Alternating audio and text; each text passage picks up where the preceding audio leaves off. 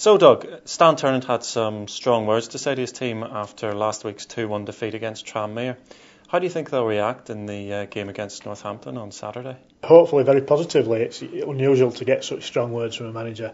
He actually came out and blamed the players for the defeat rather than himself.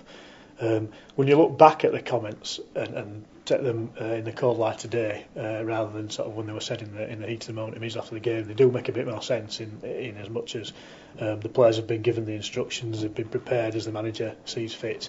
And the point I think he was trying to get across was that they didn't carry out those instructions and they didn't do basically the simple things that you need to do in every football match. As a result of that, they ended up losing. They were in a good position. I think what particularly frustrated him was that they were a goal up. They had 2 or 3 really good chances to go 2 up. And that's happened in quite a few games this season. You look back to Millwall, the same thing happened. Sheffield United in the Carling Cup, all games that they could and should have won really. They certainly carved out a good position for themselves in all 3 games and yet have come up with nothing from them. Town have had a disappointing start to the season and they're currently second bottom of League One. Should Stan Ternent be worried at this early stage?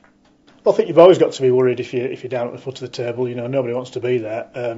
History would say that there are some clubs who have started badly and gone on a really good run and ended up getting promotion. Blackpool did it a few years ago, and I think if you feel like their poor run went on until the end of September, early October, and they managed to turn the corner.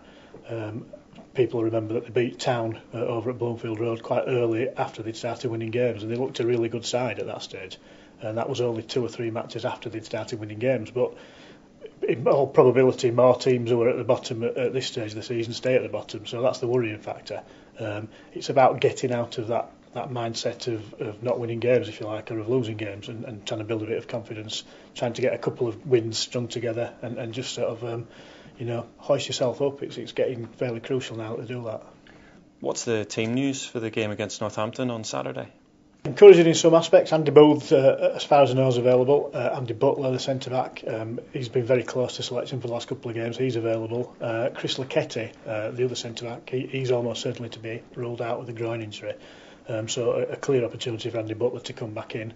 Town will look very solid when Andy Butler's been playing, so hopefully he can come back in and add a bit of strength and keep a clean sheet and score a few at the other end.